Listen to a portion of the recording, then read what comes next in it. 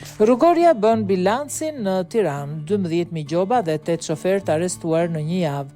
Policia e Tiranës ka bërë bilancin e javës, ku bëhet me dije se janë proceduar në gjendje të lirë 37 persona për shkelje të rregullave të qarkullimit rrugor. Po ashtu janë vendosur mbi 12.000 gjoba pasi drejtuesit janë kapur në gjendje të dehur apo pa leje drejtimi. Vijojnë monitorime dhe kontrollet intensive për evidentimin dhe ndëshkimin e shkelësve të rregullave të qarkullimit rrugor me qëllim parandalimin e aksidenteve rrugore. Si rezultat i kontrolleve gjatë kësaj jave janë arrestuar, proceduar në gjendje të lirë 37 shtetas, konkretisht 8 shtetas të arrestuar për drejtim automjeti në mënyrë të parregullt të gjendje të dehur. 6 shtetas të arrestuar për shkelje të rregullave të qarkullimit rrugor. 3 shtetas të arrestuar për drejtim automjeti në mënyrë të parregullt pa leje drejtimi. 11 shtetas të proceduar në gjendje të lirë për shkelje të rregullave të qarkullimit rrugor.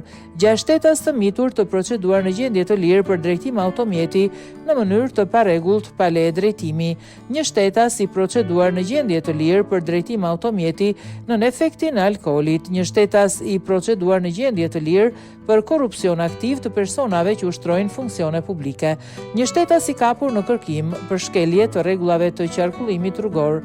Gjithashtu, gjatë javës janë vënë 12.852 masa administrative për shkelje të ndryshme rrugore. Janë tërhequr karrotrec, 20 automjete që kishin zënë hapësirat e dedikuara për lëvizjen e lirë të automjeteve të tjera, si dhe janë bllokuar 17 automjete për shkelje të ndryshme rrugore. Mëtej është ushtruar kontroll ndaj 64 kamionëve dhe auto betoniereve, ku është marrë masë administrative për shkelje të ndryshme rrugore për 5 drejtues kamionësh dhe 3 drejtues auto betonierësh. Policia rrugore e Tiranës apelon për të gjithë drejtuesit e mjeteve të respektojnë rregullat e qarkullimit rrugor, të mos drejtojnë automjetin nën efektin e alkoolit apo në gjendje të dehur, si dhe të mos parkojnë në hapësirat e dedikuara për mjetet e transportit publik apo ku bllokojnë lëvizjen e lirë të automjeteve të tjera.